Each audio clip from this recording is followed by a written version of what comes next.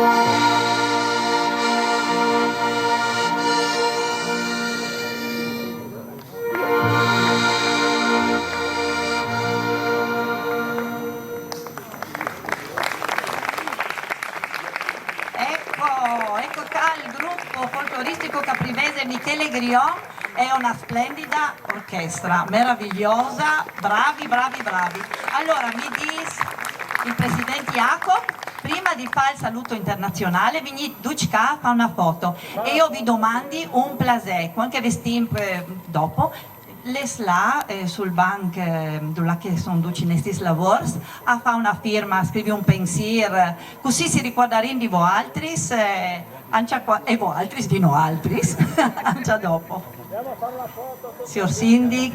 Saluto internazionale.